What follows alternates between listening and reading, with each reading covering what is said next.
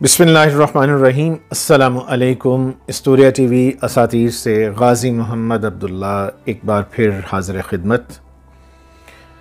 नाज़रीन, ये बात तारीख़ के औराक पर वाज़ेह है कि कोई भी माशरा अपनी 50% आबादी से अलग थलग रह कर तरक्की की मनाजिल तय नहीं कर सकता।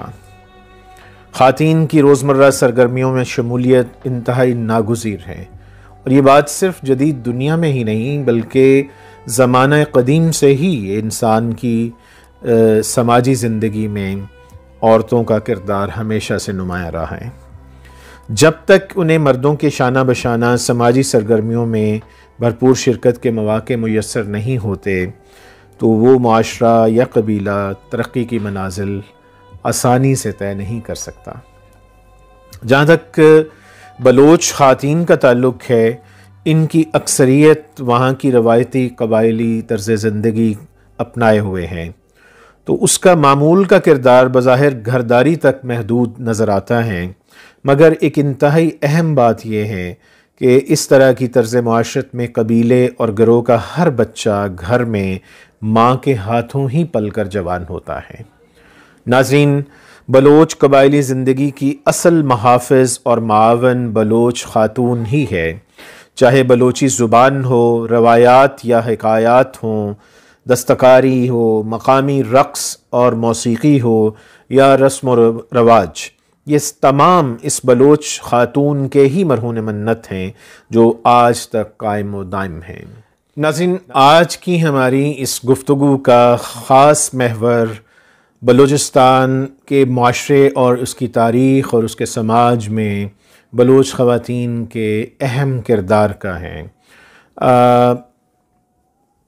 आज की इस वीडियो का एक और मकसद भी है कि हालिया दिनों में जो डॉक्टर महरंग बलोच साहिबा ने बलोच मज़ाहमती तहरीक में एक कलीदी किरदार अदा किया है, और बहुत तेज़ी से वो न सिर्फ कौमी बल्कि बैनुल-अक़वामी मंज़रनामे पर सामने आई हैं।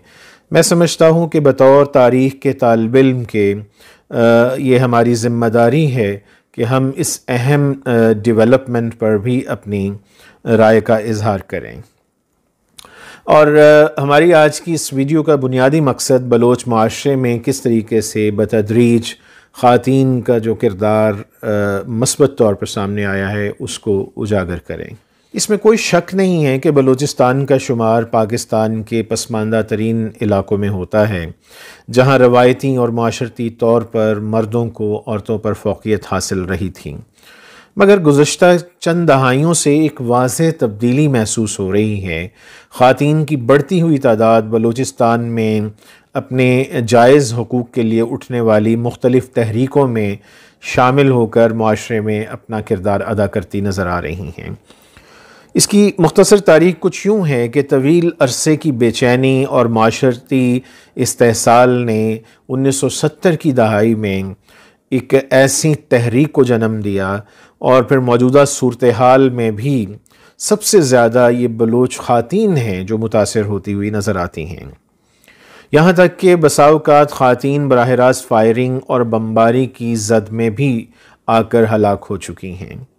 ख़ास तौर पर बलूचिस्तान के जो कबायली इलाकों में ये वाक़यात ज़्यादा रूनुमा हुए हैं। मगर दौरे हाज़िर में सूरत हाल बहुत मुख्तलिफ़ हो चुकी हैं। बैनुल-अक़वामी सतह पर जो प्रेशर्स हैं और दीगर हुकूमती इक़दामात से ख़वातीन के माशरती हालात बतदरीज बेहतर हो रहे हैं। मगर दीगर कबायली माशरों की तरह बलोच ख़वातीन का इस्तेहसाल अगर ख़त्म नहीं हुआ तो कम अज़ कम ये ज़रूर कहा जा सकता है कि थोड़ा बेहतर ज़रूर हुआ है। पाकिस्तान भर में सूबा बलूचिस्तान में मयार तालीम का अगर जायज़ा लें तो बालिग़ों की मयार तालीम 39% हैं, और इसमें ख़वातीन का हिस्सा 18% हैं।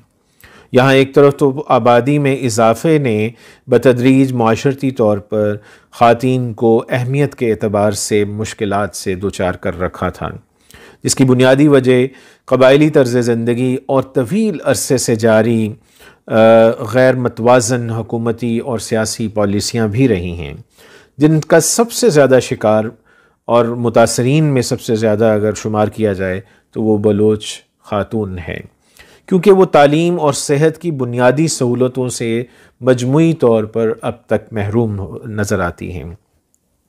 حکومتی اعداد و شمار کے مطابق غربت و فاقوں کے ساتھ ساتھ بے تحاشا بچوں کی پیدائش کی وجہ سے بھی شادی شدہ خواتین میں بیماریاں اور اموات کا ریشو زیادہ ہیں۔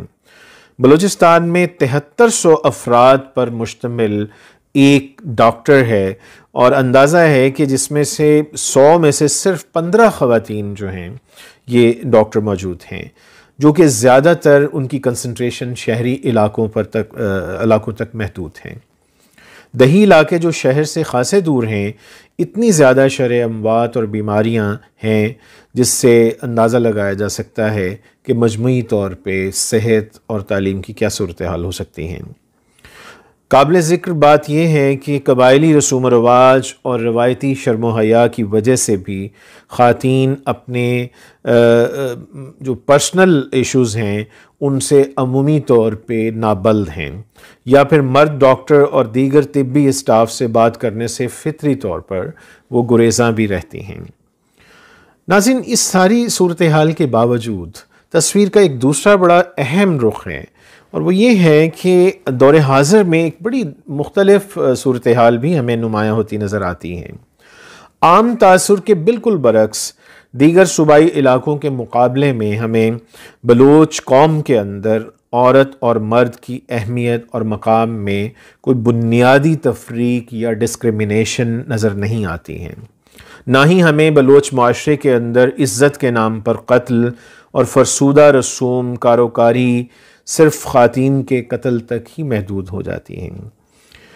یعنی وہاں پر ہمیں چوری اور بے ایمانی کے نتیجے میں قبائلی رواج کے مطابق مرد ہو یا عورت سزا دونوں کے لیے برابر نظر آتی ہیں، یہاں تک کہ بلوچ معاشرے میں وراثت میں بھی حصہ برابری کی بنیاد پر ہی ہوتا ہے۔ شادی کے موقع پر لڑکی کی رضامندی بھی حاصل کی جاتی ہے، بیوہ اور طلاق شدہ خواتین کو بھی باعزت طور پر قبیلے میں ہی دوسری شادی کرنے کا حق حاصل ہے۔ دنیا میں مرد پرور معاشروں میں خاتون عموماً ثانوی حیثیت رکھتی ہے، مگر ہمیں بلوچستان میں صورتحال بہت بہتر نظر آتی ہے۔ یہاں پر عورت گھر اور خاندان میں مکمل اور مطلق العنان حیثیت رکھتی نظر آتی ہیں۔ بلوچ قبائلی نظام میں ماں بچوں کی پرورش اور کردار سازی میں، جیسے میں نے پہلے بھی عرض کیا، بنیادی کردار ادا کرتی نظر آتی ہیں۔ حالیہ برسوں میں میڈیا کی وجہ سے بھی ایک واضح تبدیلی نظر آ رہی ہے، اور قبائلی رسوم و رواج کے ساتھ تعلیم، خصوصاً لڑکیوں کی تعلیم میں بھی نمایاں اضافہ دیکھنے میں آ رہا ہے۔ ایک رپورٹ کے مطابق میڈیکل کالجز میں لڑکیوں کے داخلے میں واضح اضافہ نظر آیا ہے، جس کے نتیجے میں خواتین معالجات میں بھی اضافہ ہوا ہے۔ دوسری طرف کھیل کے میدان میں ہر 11 میں سے 6 لڑکیاں ایک سروے کے مطابق قبائلی علاقوں سے تعلق رکھتی ہیں۔ اس کے ساتھ ساتھ ملکی سیاسی حالات میں تیزی سے رونما ہوتی ہوئی تبدیلی نے بھی قبائلی خواتین کو بھی سیاست اور حکومت میں شامل ہو کر ملکی دھارے میں شامل کر لیا ہے۔ ناظرین، دیکھنے میں یہ عموماً آیا ہے کہ تمام حکومت مخالف مظاہروں اور ہڑتالوں میں بلوچ خواتین اپنے حقوق کے حصول کے لیے مردوں کے شانہ بشانہ شامل ہو رہی ہیں۔ اس میں ان کو اکثر اوقات پولیس اور دیگر اداروں کی طرف سے لاٹھیاں، آنسو گیس اور تشدد کا بھی برابر کا سامنا کرنا پڑتا ہے، یہاں تک کہ بلوچ خواتین بھوک ہڑتالی مظاہروں میں بھی شامل ہوتی رہی ہیں۔ حالیہ برسوں میں قومی اور صوبائی انتخابات میں بلوچ خواتین کا کردار بہت بڑھ چکا ہے۔ ایک اہم اور قابل تذکرہ بات یہ بھی ہے کہ ان بلوچ خواتین کا اپنے مسائل سے واقفیت اور ان کے ممکنہ حل کے لیے NGOs کے ساتھ وابستہ ہو کر بھرپور سماجی عمل میں اپنا حصہ ڈالنا بھی ہے۔ ناظرین، 9/11 کے بعد سے جو حالات پوری دنیا میں اور پاکستان میں تیزی سے تبدیل ہوئے، اس کے تناظر میں قومی سطح پر بہت سارے مسائل نے جنم لیا۔ ان میں ایک بلوچستان کا مسئلہ بھی ہے۔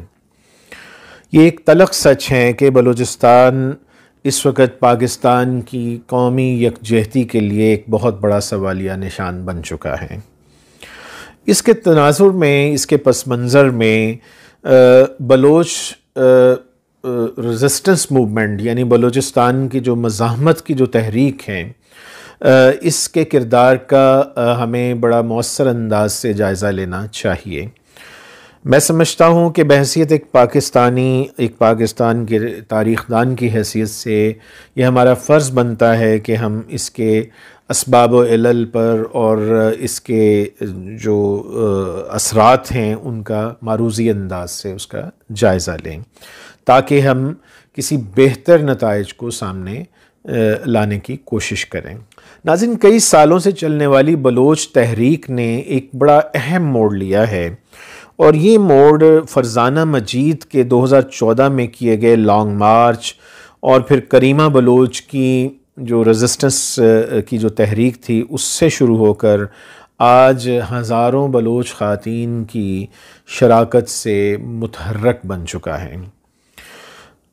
یہ بات حقیقت ہے کہ یہ بلوچ خواتین ہی ہیں جو گمنام ہیروئن کے طور پہ ابھرتی ہوئی نظر آ رہی ہیں، اور انسانی اور سیاسی بحران کے اس پس منظر میں مزاحمت کی ایک نئی تصویر پیش کر رہی ہیں۔ بلوچ قوم پرست سیاست نے کئی دہائیوں سے اپنے لوگوں کو مختلف سرگرمیوں کے ذریعے سے حقوق کے تحفظ کے لیے متحرک کر رکھا تھا۔ بالاچ بلوچ کی موت یا بلوچستان کے ایک طبقے کی نظر میں ان کی شہادت کے بعد سے اس تحریک میں بہت زیادہ جان پڑ چکی ہیں۔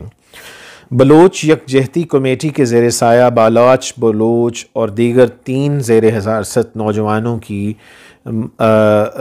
ماورائے عدالت موت نے 23 نومبر 2023 میں تربت شہر سے احتجاج کا ایک سلسلہ شروع کیا۔ 14 روز کے مکمل احتجاج کے بعد 6 دسمبر 2023 کو احتجاجی دھرنا ایک لانگ مارچ کی شکل اختیار کرتا چلا گیا۔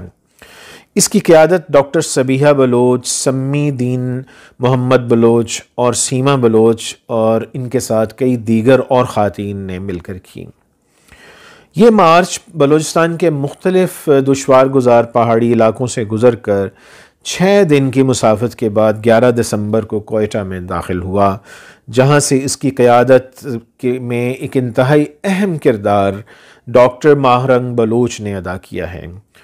ڈاکٹر ماہرنگ بلوچ کے والد غفار لانگو کو 2006 میں لاپتہ کر دیا گیا تھا اور کچھ عرصے کے بعد چھوڑ دیا گیا، مگر پھر 2009 میں انہیں پھر سے لاپتہ کیا گیا اور 2011 میں ان کی ایک مسخ شدہ لاش انتہائی بری حالت میں ملی۔ یہ وہ پس منظر ہے ناظرین جس نے موجودہ جو سیاسی واقعات اور بلوچ مزاحمت کے حوالے سے جو ڈاکٹر ماہرنگ کا جو لانگ مارچ ہے، یہ اس کی بنیادیں رکھنے میں اہم ترین کردار ادا کیا ہے۔ پنجگور سے بسیمہ، گریشہ، نال، خسدار، سراب، کلات اور دیگر علاقوں سے ہوتا ہوا اس لانگ مارچ پر مسلسل متشددانہ حملے بھی ہوئے، لیکن اس سے اس لانگ مارچ کی جو قوت تھی وہ بجائے کم ہونے کے اور زیادہ بڑھتی چلی گئی ہے۔ ہر شہر سے مرد اور خواتین نے جوق در جوق اس میں پھر شمولیت بھی اختیار کی، اور بدقسمتی سے پاکستانی ریاست کے جو مقتدرہ ہیں اس کے کچھ منفی رویوں کی وجہ سے یہ مارچ بالآخر بلوچستان کے مرکزی ڈسٹرکٹ کوئٹہ میں رکنے کی بجائے یہ دارالحکومت اسلام آباد کی طرف چل پڑا۔ ناظرین، بلوچ خواتین جو کہ ہمیشہ سے ثقافتی اعتبار سے اپنے معاشرے میں بہت اہمیت کی حامل رہی ہیں، وہ اپنی دستکاری کے متحرک رنگوں سے اپنی روایات میں جان ڈالتی نظر آتی رہی ہیں۔ آج کی دنیا میں جہاں خواتین اپنے حقوق اور صنفی مساوات کے لیے تحریکوں کی قیادت کے ذریعے سے انہیں زندہ رکھے ہوئے ہیں، وہیں پر ان بلوچ خواتین نے اپنے عزم کی ایک الگ ہی داستان رقم کی ہے۔ میرا خیال ہے کہ یہ صرف اپنے لیے نہیں بلکہ اپنے مردوں کے حقوق کے لیے بھی وہ اب آگے بڑھ رہی ہیں۔ ان کی یہ آوازیں مضبوط سے مضبوط تر ہو رہی ہیں اور اپنے لاپتہ بھائیوں کے لیے انصاف کا مطالبہ کرتی نظر آ رہی ہیں۔ ریاست کے جو صاحب اقتدار لوگ ہیں ان میں سے کچھ لوگ اپنی ناعاقبت اندیشانہ پالیسی کے نتیجے میں عوام اور ریاست کے درمیان خلیج میں اضافے کا باعث بنتے چلے آ رہے ہیں۔ ایسی صورت میں آئین کے حوالے سے اور پاکستان کی ریاست کی قومی یکجہتی کے حوالے سے بہت سارے سنجیدہ سوالات اور خطرات سامنے آ رہے ہیں۔ ناظرین، بلوچستان کی یہ خواتین کیا مطالبہ کر رہی ہیں؟ ان کی بات کیا ہے؟ وہ کہنا کیا چاہتی ہیں؟ میں سمجھتا ہوں کہ پاکستان کے ہر شہری اور ہم سب کا یہ بنیادی انسانی فرض بھی ہے کہ ہم سب سے پہلے ان کو سنیں اور دیکھیں یہ کہنا کیا چاہتی ہیں۔ اب تک کی دستیاب جو میرے پاس معلومات ہیں اس کے مطابق بلوچ حالیہ مزاحمتی تحریک دراصل ان کا یہ موقف ہے کہ یہ بلوچستان کے اندر ان کی نسل کشی کی جا رہی ہے۔ اس سلسلے میں وہ اپنے لاپتہ افراد جن میں زیادہ تر نوجوان ہیں ان کی رہائی کے مطالبات ان کے اس تحریک کا ایک اہم حصہ ہیں۔ اسی طرح ان کا خیال ہے کہ ماورائے عدالت قتل اور پھر اپنا حق دفاع جو ہے وہ اس کا مطالبہ ان کے اہم مسائل میں شامل ہیں۔ پچھلے چند دنوں سے ڈیرہ غازی خان میں پنجاب پولیس کی طرف سے تشدد آمیز جو رویے اختیار کیے گئے اس نے بھی اس لانگ مارچ پر جلتی پر تیل کا کام کیا ہے۔ بلوچ قوم کی خواتین نے ہر مرحلے پر اپنی بقا کی جد و جہد میں اپنا حصہ ڈالا ہے۔ مثال کے طور پہ 27 اکتوبر 2013 میں بلوچستان کی تاریخ کا شاید طویل ترین لانگ مارچ کوئٹہ سے کراچی براستہ سندھ پنجاب سے اسلام آباد کی طرف کیا گیا۔ اس کا مقصد اس وقت بھی لاپتہ افراد کی بازیابی ہی تھا۔ اس مارچ کی قیادت فرزانہ مجید کر رہی تھیں جو کہ ایک نوجوان بلوچ لیڈر جو سینئر وائس چیئرمین بھی تھے ذاکر مجید، انہیں 8 جون سن 2009 کو لاپتہ کر دیا گیا تھا، جن کا کچھ پتہ نہ چل سکا تھا۔ تو ان کی یہ بہن تھیں۔ اس مارچ میں سمی دین محمد بلوچ اور ڈاکٹر دین محمد بلوچ کی بیٹی جو اس وقت صرف 14 سال کی تھیں، ان کے والد کو اورناچ ہسپتال سے 2009 میں اٹھایا گیا تھا جو لاپتہ کر دیے گئے تھے۔ یہ بھی اس لانگ مارچ میں شامل تھیں۔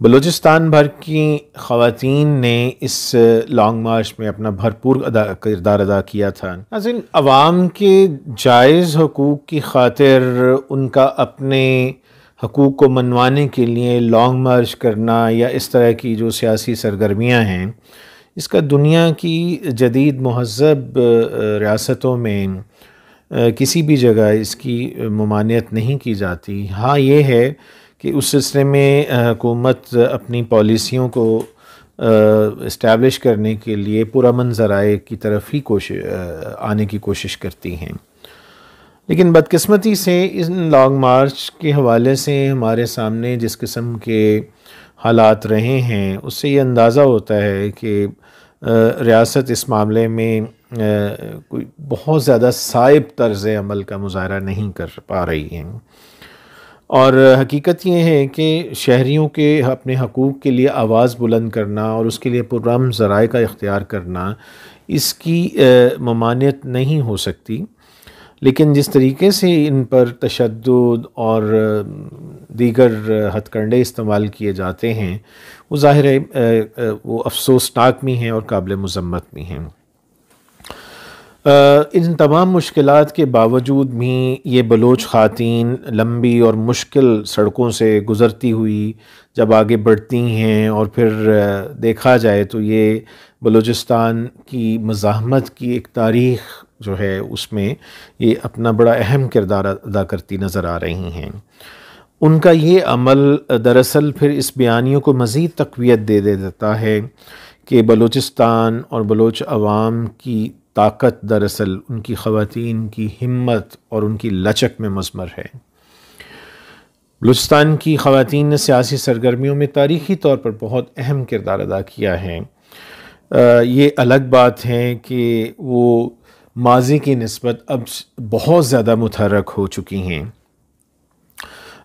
وسیع و عریض وسعتوں کے درمیان یہ بلوچ خواتین ہی ہیں جو کہ جد و جہد کے اس وسیع کینوس پر اپنے رنگ بکھیرتی ہوئی نظر آ رہی ہیں۔ وہ نعرے لگاتی ہیں اور دیواروں کو اپنے مطالبات کے رنگوں سے چھڑک کر یہ دراصل یہ اعلان کرتی ہوئی نظر آتی ہیں کہ مزاحمت کے ذریعے سے ہی دراصل ان کے حقوق کی ضمانت ممکن ہے۔ افسوسناک بات ہے کہ مزاحمت کی اس کہانی میں کریمہ بلوچ تو خاموش کر دی گئی تھیں، لیکن آج کریمہ بلوچ کی خاموشی کے بعد بہت ساری کریمہ جو ہیں وہ معاشرے میں سامنے آ چکی ہیں۔ اس اعتبار سے میں سمجھتا ہوں کہ پاکستانی ریاست اور مقتدرہ کے جتنے بھی اسٹیک ہولڈرز ہیں انہیں اس معاملے میں بہت ہی ایک عقل مندی اور بہت احتیاط سے اپنی پالیسیاں بنانی چاہیے اور پھر ان پر عمل بھی کرنا چاہیے، چونکہ تشدد اور زبردستی کے راستے سے کبھی بھی قومیں متحد نہیں رکھی جا سکتیں۔ یہ تاریخ کا بڑا تلخ سچ ہے، اور جتنی جلدی ہمیں اور ہمارے مقتدرہ اداروں کو اور لا انفورسمنٹ ایجنسیز کو یہ بات سمجھ آ جائے وہ زیادہ بہتر ہیں۔ تاریخ اپنا عمل جو ہے اس بارے میں بڑی بے رحم ہوتی ہیں۔ مجھے یہاں پر علامہ محمد اقبال علیہ رحمہ کا وہ شعر یاد آ رہا ہے، فطرت افراد سے اغماس بھی کر لیتی ہے، کبھی کرتی نہیں ملت کے گناہوں کو معاف۔ تو اس تناظر میں سمجھتا ہوں کہ ہمیں حالیہ بلوچ مزاحمتی تحریک اور لانگ مارچ جو کہ ڈاکٹر ماہرنگ بلوچ نے کیا ہے، اس حوالے سے صاحب اقتدار لوگوں کو یا وہ جو لوگ جن کے ہاتھوں میں اقتدار کی کنجیاں ہیں انہیں اس معاملے میں تاریخ سے سبق لینا چاہیے۔ ناظرین، یہ پاکستان کی بقا اور پاکستان کے مستقبل کے حوالے سے انتہائی اہم سوالات اور اہم نکات ہیں جن پر غور و خوض کرنا اور اس کے بعد پھر اس پر کوئی مناسب لاہ عمل اختیار کرنا ہم سب کی ذمہ داری ہے۔ ایسا نہ ہو کہ وقت تیزی سے گزر جائے اور بہت دیر ہو جائے۔ ہمیں ان روٹھے ہوئوں کو منانا ہے اور ان کو قومی دھارے میں واپس لانا ہے۔ اسٹوریا ٹی وی اساتیر کے ساتھ وابستہ رہیے۔ انشاءاللہ العزیز بلوچستان کے مسئلے اور بلوچستان کی تاریخ اور اس حوالے سے خواتین کا جو کردار ہے اس پر ہم آئندہ بھی اس قسم کی کچھ اور ویڈیوز لے کر آئیں گے۔ تب تک کے لیے اجازت دیجیے۔ السلام علیکم ورحمۃ اللہ وبرکاتہ۔